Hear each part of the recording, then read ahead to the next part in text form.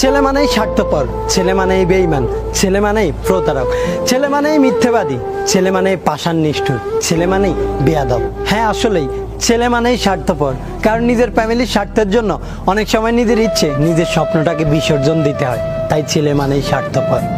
হ্যাঁ, ছেলে মানেই বেঈমান, কারণ ফ্যামিলির দিকে তাকিয়ে অনেক সময় নিজের প্রিয় মানুষটিকে দেয়া ওয়াদাটাও ভঙ্গ করতে হয়। তাই ছেলে মানেই বেঈমান।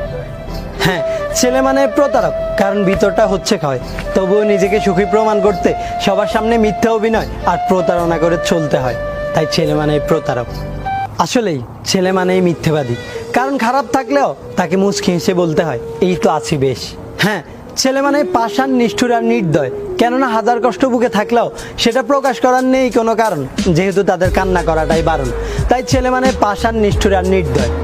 আসলেই ছেলে মানেই বেয়াদব, কারণ নিজের ফ্যামিলির আত্মসম্মানের প্রশ্নটা যখন সামনে এসে দাঁড়ায়, তখন সবচাইতে শান্ত ভদ্র ছেলেটাও দুনিয়ার সবচাইতে বড় বেয়াদব হতে বাধ্য হয়।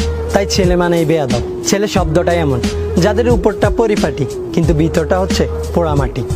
আসলে ছেলেদের জীবন এমনই হয়, হাজারো কষ্ট বুকে চেপে নিয়ে দিন শেষে সবার সাথে হাসি মুখে তাদেরই চলতে হয়।